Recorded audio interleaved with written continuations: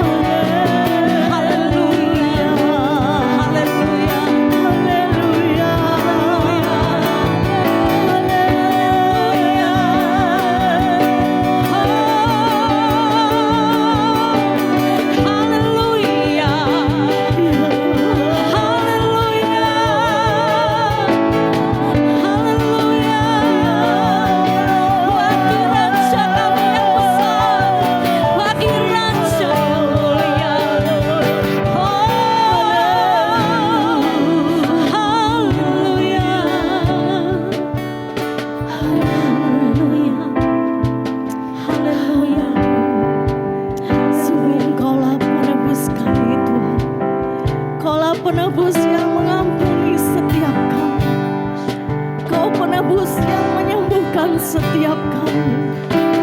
Kau penebus yang memulihkan setiap kami.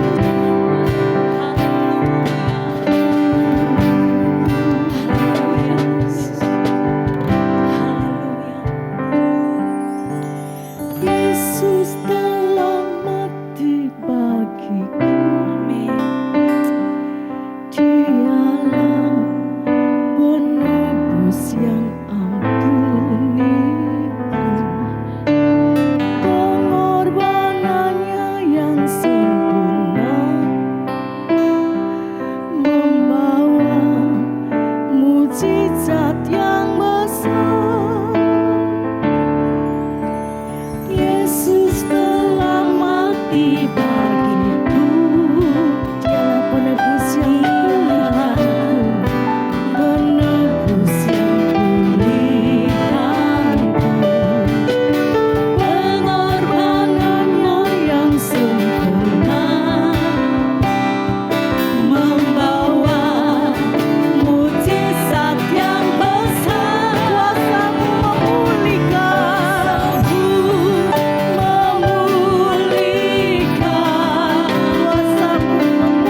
Kuasa-Mu memulihkan, percaya Kau berfirman, kuasa-Mu yang pulihkan.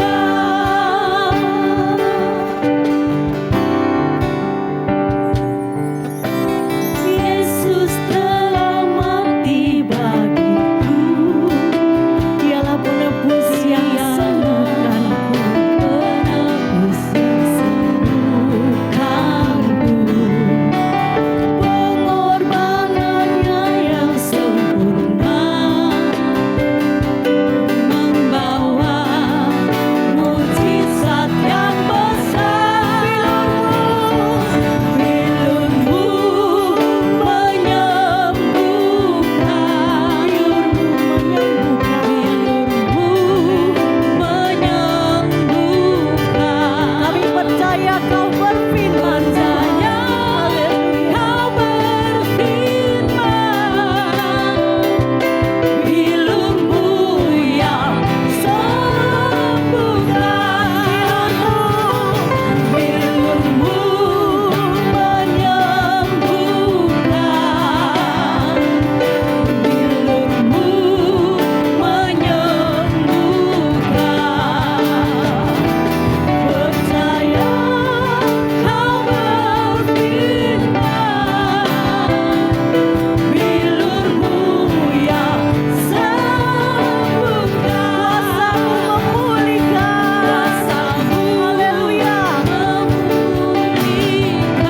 Angkat tanganmu, angkat suaramu, haleluya, memulihkan. Percaya Tuhan Yesus sudah berfirman pada setiap kita.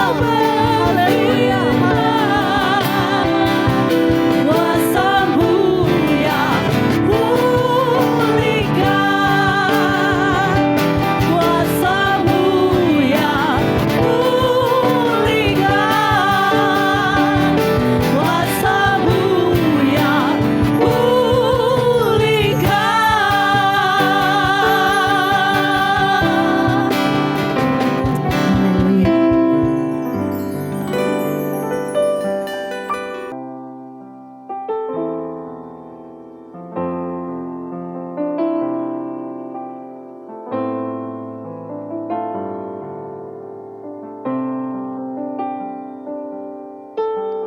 Kasih dari surga memenuhi tempat ini.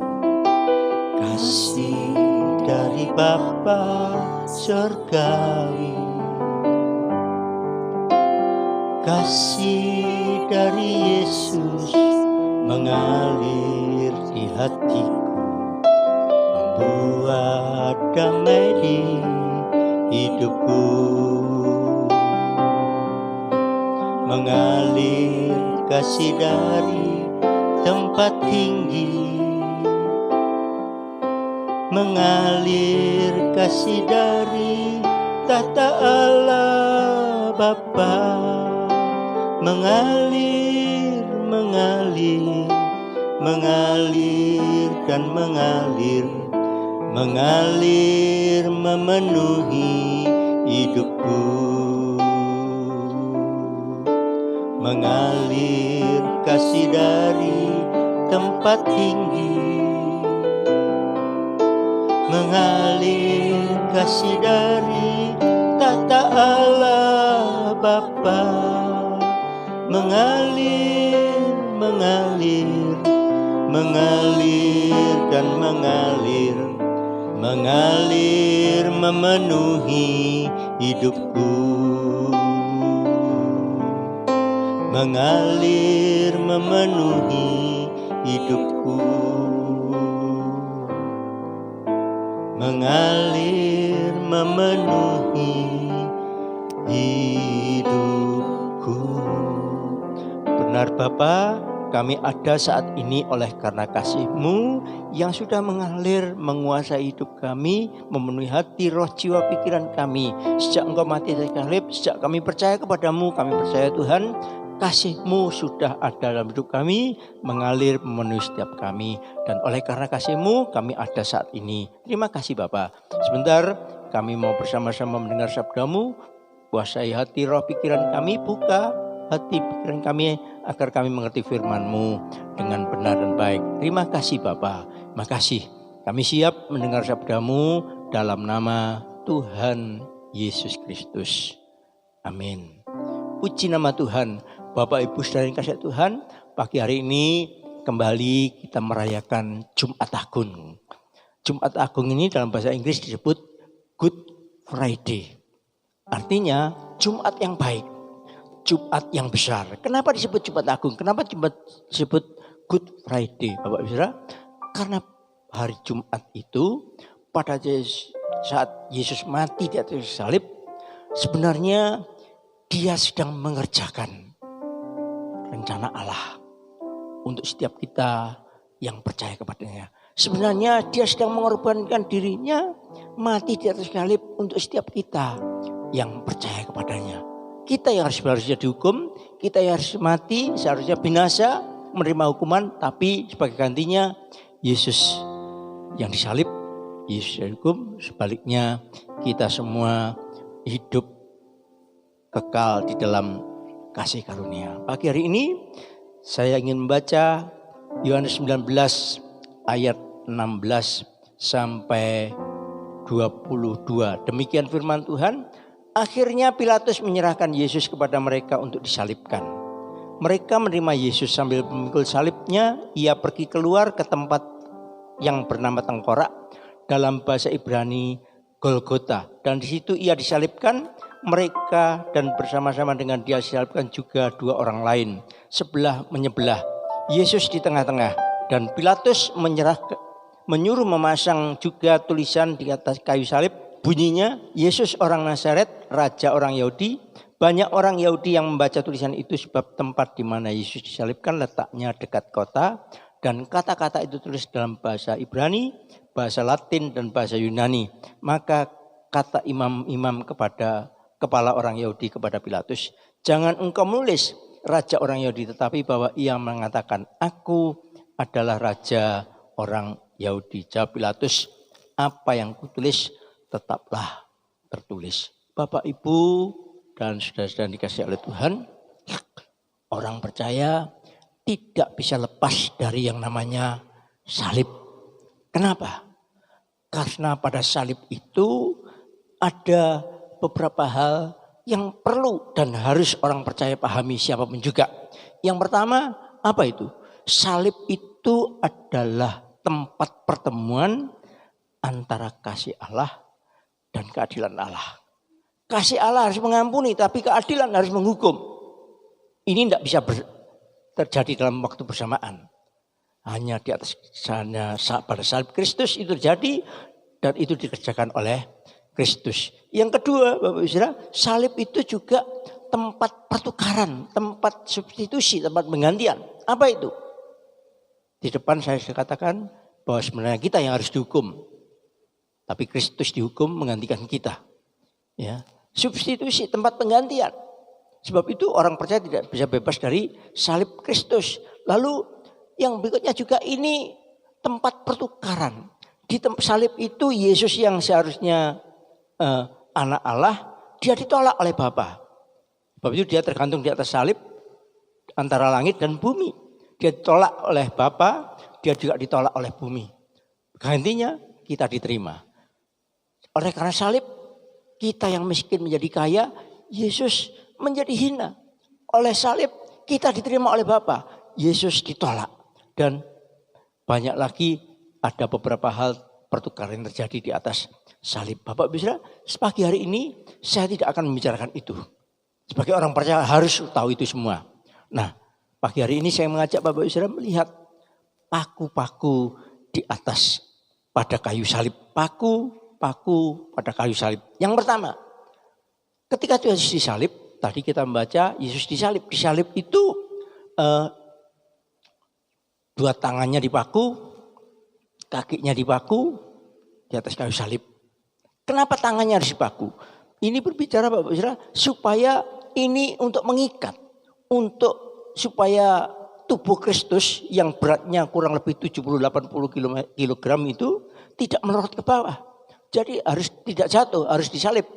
Orang banyak berpikir yang disalib itu, yang dipaku itu pada telapak tangan. Sebenarnya enggak, tapi justru antara dua tulang di tulang lengan ini, ya, di tulang tangan, ya, supaya enggak melorot. Berikutnya, kenapa? Ya, banyak orang menganggap kenapa sih tangannya yang disalib, dipaku? Kenapa bukan yang lain? Kalau mau membunuh kan gampang, ya dipenggal kepalanya. Tapi Bapak Ibu Saudara, ini ada pengertian yang lain. Kenapa tangan yang harus disalib? Bapak Ibu Saudara, mari kita perhatikan. Ya, ini berbicara biasanya tangan Yesus dipakai oleh apa? Untuk apa? Tangan Yesus itu dipakai untuk memberkati, untuk menyembuhkan orang sakit, untuk membagi-bagi makanan, untuk memecah-mecah makanan. Tapi dengan tangan dipaku, tangan Yesus sudah tidak bisa dipakai untuk mengerjakan semua yang bisa dikerjakannya.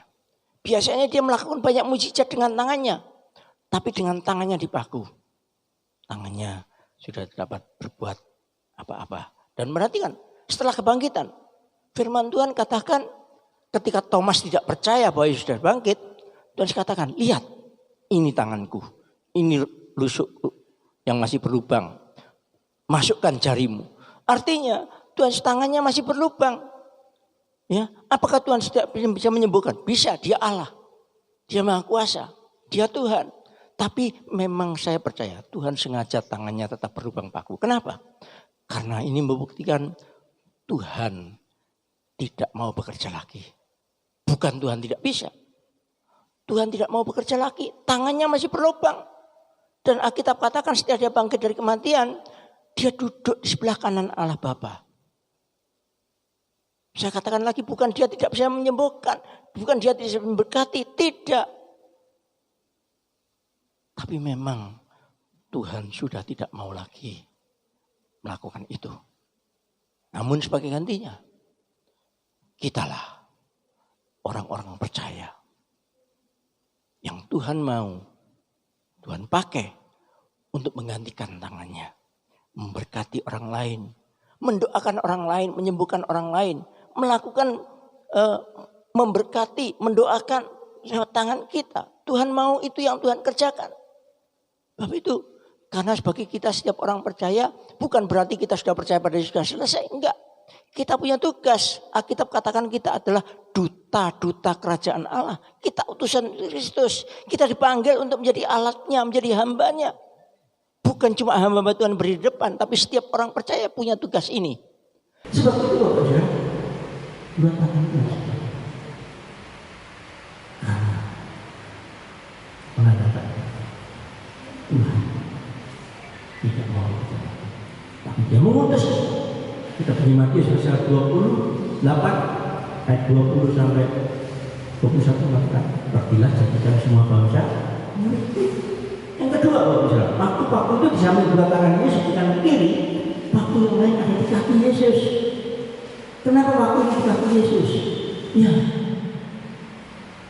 Di paku ini ketika tangan di paku dia tidak bisa bernafas. Sebab itu orang yang disalib itu matinya perlahan-lahan, penderitaannya berat. Kalau orang yang disalib itu mau bernafas, dia harus mengangkat tubuhnya supaya tubuhnya terangkat ke atas dan bisa mengambil nafas. Paru-parunya bisa jadi dengan udara, bisa jadi nafas. Dan untuk itu dia harus menjejakkan kakinya di paku yang ada di kakinya. Dan ini tentunya penderitaan yang luar biasa, sama sekali sakit, amat sangat sakit. Tetapi itu harus dilakukan supaya dia bisa mengambil nafas. Dan bagus kan? Kenapa kakinya yang dipaku? Berikutnya, Bapak Ibu, ini sebagai bukti juga bahwa mari kita lihat. Biasanya kaki Yesus dipakai untuk apa? Kaki itu harus dipakai untuk berjalan. Dia pergi ke pasar, dia pergi ke danau, dia pergi ke bait Allah, dia pergi ke pantai, dia pergi ke tempat-tempat orang berdosa untuk menyampaikan kabar baik. Dia memberitakan kabar baik, dia memberitakan Injil, dia minta agar semua orang bertobat. Tapi dengan kakinya dipaku, dia tidak bisa berjalan kemana-mana. Dan bagaimana setelah Yesus? Sebab itu Bapak Ibu Saudara, dua tangan Tuhan sebelah tidak menuliskan. Tapi saya amat percaya. Lubang paku pada kakinya juga masih ada. Sebab itu ketika dia bangkit, 40 hari kemudian dia naik ke surga. Dan Alkitab dalam banyak ayat firman Tuhan nanti Bapak bisa dapatkan sendiri. Firman Tuhan mengatakan, ia duduk di sebelah kanan Allah Bapa. Bukan karena kakinya masih berlubang, bukan karena kakinya masih sakit, enggak. Tapi karena memang dia sudah tidak mau berjalan kemana-mana untuk menyampaikan yang terbaik, untuk memberikan Injil kepada semua orang. Namun sebagai gantinya adalah setiap orang percaya, Bapak, Ibu, Saudara, dan saya dipilih untuk menggantikan dia berjalan kemana-mana. Sebab itu banyak menginjil, banyak misionaris pergi, meninggalkan tempat yang nyaman, meninggalkan tempat tinggalnya, negaranya untuk menginjil. Apakah mereka di tempat penginjilan mereka nyaman? Enggak. Tapi mereka memenuhi amanat agung, memenuhi panggilan Kristus untuk menyampaikan kabar baik. Mereka pergi kemana-mana. Bagaimana Bapak Ibu Saudara? Mungkin hari-hari ini Bapak Ibu berkata, kita nggak bisa pergi mana. Sekarang kan lagi physical distancing. Di rumah saja. Tapi Bapak Ibu, itu tidak membatasi kita untuk bisa menyampaikan kabar baik. Ada banyak cara. Lewat medsos, lewat YouTube, ada banyak cara yang bisa kita sampaikan. Lewat doa. Jadi mari, kaki Yesus dipaku. Karena memang dia tidak mau lagi berjalan. Tugas itu harusnya digantikan oleh setiap orang percaya. Termasuk Bapak, Ibu, Saudara, dan saya. Paku yang berikutnya ada di atas kepala Yesus. Apa itu? Di dalam pembacaan kita tadi, Injil Matius pasal 19 ayat 20 ditulis, banyak orang Yahudi membaca tulisan itu sebab tempat di mana Yesus disalibkan letaknya dekat kota dan kata-kata itu tulis dalam bahasa Ibrani, bahasa Latin, dan bahasa Yunani. Paku yang berikutnya di samping tangan, kaki, yang ketiga tempatnya di atas kepala Yesus. Bukan di kepala Yesus, di atas kepala Yesus, lebih tinggi. Apa yang dipaku di sana?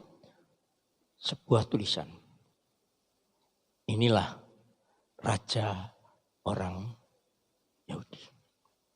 Dan Alkitab katakan, ini ditulis dalam 3 bahasa. Bahasa Ibrani, bahasa Yunani, dan yang ketiga, bahasa Latin. Bahasa Ibrani ini bahasanya imam-imam kepala, bahasanya kaum agamawan, bahasanya ahli-ahli Taurat. Bahasa Latin itu bahasanya pemerintahan. Bahasa Yunani itu bahasa umum saat itu maksud saya. Jadi tulisan ini memang sengaja ditulis dalam 3 bahasa. Bahasa Ibrani, bahasa Latin, dan bahasa Yunani. Kenapa? Supaya semua orang membaca tulisan itu. Dan mereka yang membacanya bukan cuma membaca. Mereka benar-benar dengan membaca itu, mereka mengakui bahwa inilah raja. Bukan sekedar raja orang Yahudi, tapi raja di atas segala raja. Imam-imam kepala memang protes. Tapi Pilatus, apa yang tertulis biarlah tetap tertulis. Siapa yang memerintahkan ini? Siapa yang membunuh Yesus? Siapa yang menyalibkan Yesus? Banyak orang berbeda pendapat. Ada yang mengatakan serdadu Romawi. Ada yang mengatakan Pilatus yang memerintahkan. Ada yang mengatakan imam-imam kepala yang menghasut orang Yahudi. Tapi sebenarnya Bapak Ibu Saudara, Yesus mati bukan karena imam kepala. Bukan juga Pilatus, bukan karena prajurit Romawi. Bukan juga semua orang Yahudi yang mengatakan salibkan dia. Enggak. Dan mati karena dia memenuhi kehendak Bapa untuk menyelamatkan Bapak Ibu Saudara dan saya. Dan itu dikerjakannya. Supaya apa? Setiap orang yang percaya kepadanya menerima keselamatan. Dan hari ini, sementara Bapak Ibu Saudara dan saya di tengah-tengah ancaman virus COVID-19 memakan banyak korban. Tuhan rindu. Sekalipun di tengah-tengah keterbatasan kita. Tuhan mau setiap kita tetap menjadi tangannya. Untuk menjadi berkat banyak orang. Untuk memberkati banyak orang. Dengan apa yang kita bisa. Dengan apa yang ada pada kita. Sekaranglah waktunya, bukan nanti. Banyak orang berpikir saya mau berkorban kalau nanti saya sudah mampu. Bukan, sekarang. Banyak orang berpikir kalau saya punya. Enggak. Setiap kita mampu. Setiap kita bisa. Mungkin bukan dengan harta benda kita. Dengan mulut kita berdoa. Banyak orang yang perlu didoakan. Banyak jemaat yang perlu didoakan. Sementara ekonomi hari ini sulit. Sementara negara turun. Sementara banyak di negara yang lain banyak meninggal. Bapak bisa terus berdoa. Jangan punya menulis di medsos. Ayo kita doa rantai. Enggak. Tapi kita lakukan, kita kerjakan. Sekarang waktunya, bukan nanti, bukan besok. Bukan kebetulan. Ini Tuhan izinkan. Supaya iman kita. Supaya pengertian kita akan pengorbanan Kristus. Tidak cuma berhenti hanya pada perjamuan kudus. Tapi ini kita kerjakan. Ini menjadi habit kita, kebiasaan kita sehari-hari. Bahwa kasih Kristus, kematian Kristus itu dalam kehidupan kita. Sebab itu mari Bapak Ibu Saudara, saya tidak panjangkan renungan firman Tuhan sementara kita merayakan Jumat Agung ini. Tapi saya mengingatkan kepada kita semua bahwa Kristus sudah mengerjakan semuanya untuk Bapak Ibu Saudara dan saya di atas kayu salib sekian ribu tahun yang lalu. Sekarang tangan Kristus sudah tidak dipakai lagi untuk memberkati. Kaki Kristus tidak dipakai lagi untuk mengabarkan Injil, memberitakan kabar keselamatan. Enggak. Tapi tugas Bapak Ibu Saudara, tugas saya, tugas setiap orang percaya, memiliki hati seperti hati Kristus, memiliki tangan seperti tangan Kristus, memiliki kaki seperti kaki Kristus. Amin. Mari kita nyanyikan satu pujian. Berikanku hati.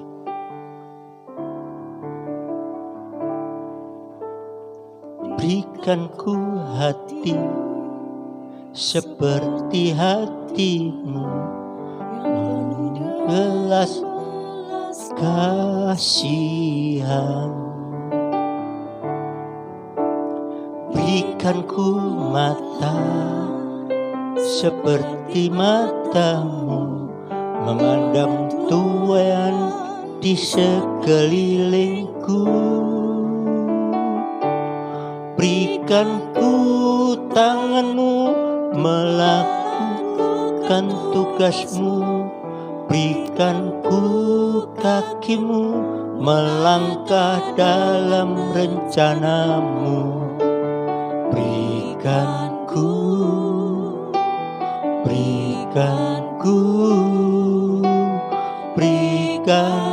hatimu. Berikan ku tanganmu untuk melakukan tugasmu.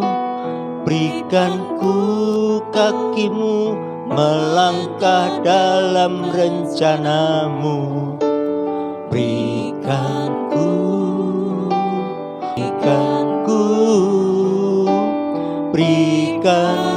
hatimu.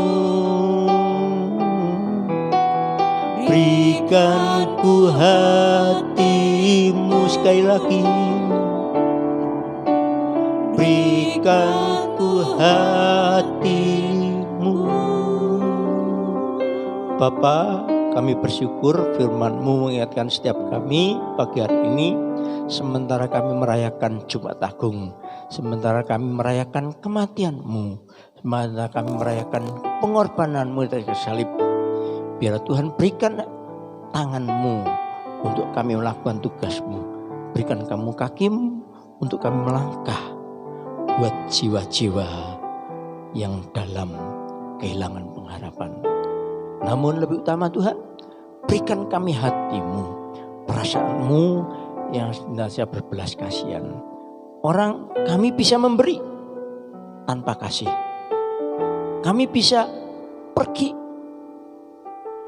tanpa kasih, tapi orang tidak mungkin tidak memberi. Orang tidak mungkin memberkati orang lain. Orang tidak mungkin melangkah mencari jiwa, memberitakan Injil. Orang tidak mungkin melakukan perkara-perkara yang sulit kalau tanpa memiliki hati-Mu. Ini kerinduan kami Tuhan. Berikan hati-Mu pada kami. Hati yang senantiasa penuh belas kasihan. Melihat saudara kami yang hari-hari menderita. Mereka yang tidak dapat bekerja karena pembatasan, karena harus di rumah. Mereka yang tidak mendapat penghasilan. Mereka yang hari-hari ini menderita sakit. Berikan kami hati-Mu untuk belas kasihan pada mereka. Bapak itu kami berdoa Tuhan. Berkati setiap kami yang sudah mendengar sabda-Mu. Berikan hati yang penuh belas kasihan kepada kami. Sehingga setiap kami tidak terkecuali memiliki hati-Mu yang penuh dengan belas kasihan. Dan ketika kami memiliki hati yang penuh belas kasihan, kami tidak akan tahan untuk tetap berdiam diri. Kami tidak akan menutup tangan untuk melakukan sesuatu. Kaki kami tidak akan kami topangkan untuk berpangku kaki, tapi akan mengambil peran kami masing-masing sesuai dengan talenta karunia yang diberikan kepada kami. Terima kasih Bapa. Makasih buat firman-Mu. Dan sebentar kami akan makan roti dan minum anggur perjamuan kudus. Dalam nama Tuhan Yesus Kristus kami berdoa mengucap syukur dan Tuhan berkati firman-Mu ini. Amin.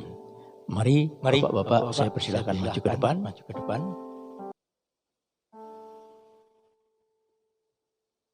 Kita akan berdoa lebih dahulu sebelum kita melakukan perjamuan kudus. Bapa, kami datang kepadamu, kami merendahkan diri kami, merendahkan hati, roh jiwa pikiran-Mu di hadapan-Mu. Kami rindu hati yang belas kasihan itu menjadi milik kami semua. Engkau sudah mengerjakan semuanya bagi kami dan sekarang bagian kami untuk melakukan tugas-Mu. Hari ini kami mau makan roti dan minggu perjamuan kudus. Kuduskan layakkan kami semua hamba-hamba-Mu. Kuduskan layakkan hamba-Mu yang akan memimpin sakramen ini. Berkati roti dan anggur ini dalam nama Tuhan Kristus. Tuhan kuduskan, Tuhan layakkan biar dalam roti dan anggur ini benar-benar ada persekutuan dengan tubuh dan darah Kristus. Agar setiap kami yang makan roti dan minum anggur ini, baik kami yang di tempat ini maupun jemaat yang ada di rumah mereka masing-masing, maupun yang mendengarkan, maupun yang mengambil bagian di dalam perjamuan kudus ini, Tuhan memberkati. Terima kasih Bapa, terima kasih dalam nama Tuhan Yesus Kristus kami berdoa dan mengucap syukur. Amin.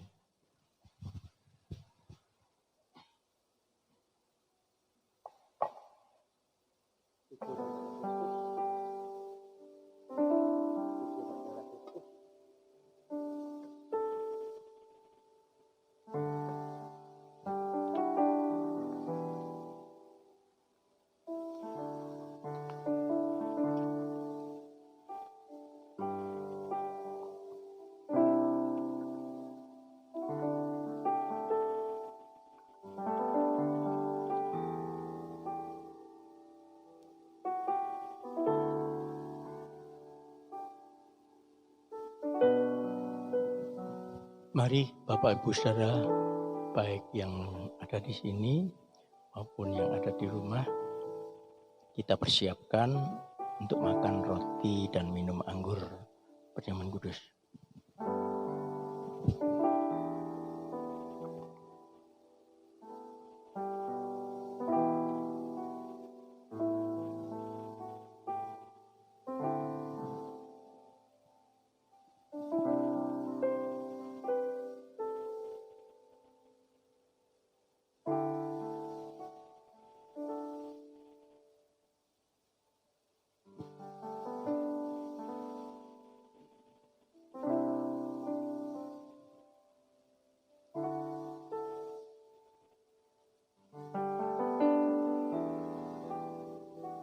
Baik Bapak Ibu Saudara, mari kita angkat roti tinggi di atas kepala kita dan dengarkan firman Tuhan.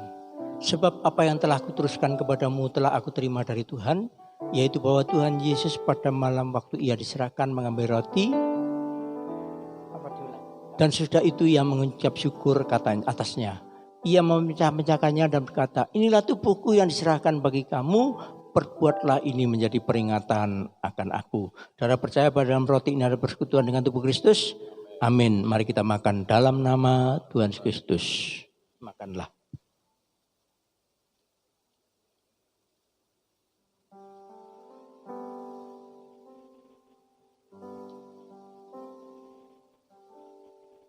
Mari kita angkat anggur dan dengarkan firman Tuhan. Demikian juga ia mengambil cawan sudah makan lalu berkata, cawan ini adalah perjanjian baru yang dimeteraikan oleh darahku. Perbuatlah ini setiap kali kamu minumnya menjadi peringatan akan aku. Sebab setiap kali kamu makan roti ini dan minum cawan ini, kamu memberitakan kematian Tuhan sampai ia datang. Saudara percaya pada anggur dan persekutuan dengan darah Yesus? Amin. Mari kita minum dalam nama Tuhan Yesus Kristus. Minumlah.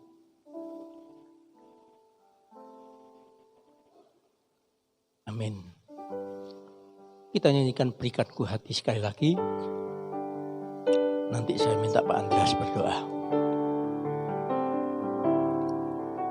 Berikanku hati seperti hatimu yang penuh dengan belas kasihan.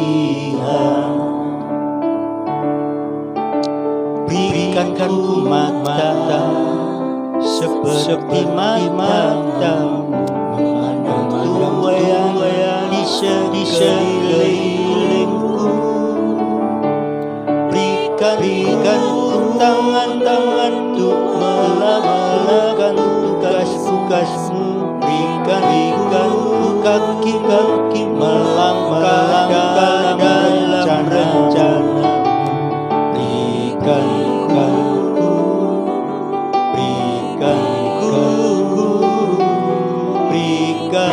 ke hatimu,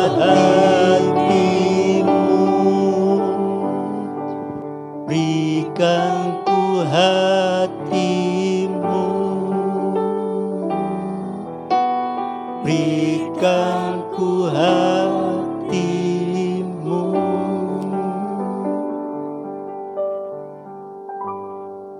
Bapa Surgawi, kami mengucap syukur, sekalipun kami dipisahkan oleh jarak, kami yang ada di gereja dan jemaat-Mu ada di rumah-rumah, tetapi hati kami menyatu di dalam Engkau Tuhan, tangan-tangan kami, iman kami bersatu, mengucap syukur untuk seluruh karya keselamatan yang sudah Tuhan kerjakan bagi kami. Pengorbanan yang besar, bahkan penggenapan seluruh Alkitab yaitu firman Tuhan, bahwa anak domba Allah telah mati bagi kami, menjadi korban bagi kami, supaya kami yang hidup, mati dalam dosa kami, dan hidup bagi Tuhan. Terima kasih, Tuhan memberkati kami semua, baik jemaat-jemaat yang di rumah. Tuhan tolong lindungi kami semua, Tuhan selamatkan kami semua dari segala mara bahaya, penyakit, dan Tuhan memberikan kami kesehatan. Dalam nama Tuhan Yesus, hamba berdoa. Amin. Bapa, kembali kami datang kepadamu. Kami ucap syukur buat segala peristiwa yang Tuhan izinkan terhadap hidup kami. Baik sakit, penyakit, penderitaan, apapun yang terjadi Tuhan, kesulitan ekonomi dan sebagainya, kami percaya Tuhan sekarang mengerjakan yang kami tidak mengerti. Tapi kami tahu itu semua baik untuk kami. Dan pagi hari ini juga kami mengucap syukur Tuhan masih memberi kesempatan kepada kami untuk boleh mendengar sabdamu, untuk boleh mendengar firman-Mu. Kami boleh bersama-sama diingatkan kembali betapa kami orang percaya punya tugas melakukan rencana kehendak-Mu. Terima kasih Bapak. Sebentar kami akan mengakhiri ibadah ini. Tuhan berkati kami semua. Saudara dikasihi Tuhan, arahkan hatimu, baik saudara yang ada di sini maupun di rumah, arahkan hatimu kepada Bapa di surga. Terimalah berkat anugerah kasih karunia Allah. Kiranya damai saudara Al-Bapa di dalam kasih Putra yang tunggal Tuhan Yesus Kristus, di dalam persekutuan Roh Kudus, dalam nama Tuhan Yesus Kristus, memberkati saudara mulai hari ini sampai selama-lamanya, baik berkat kesehatan, berkat pertumbuhan iman, berkat kebutuhan kehidupan sehari-hari. Biarlah semua yang baik, yang manis, yang sedap didengar, yang berpuji, dan semua yang disebut kebajikan benar-benar nyata, benar-benar berlimpah dalam hidup saudara mulai hari ini sampai selama-lamanya. Mari sama-sama kita katakan amin. Tuhan Yesus memberkati.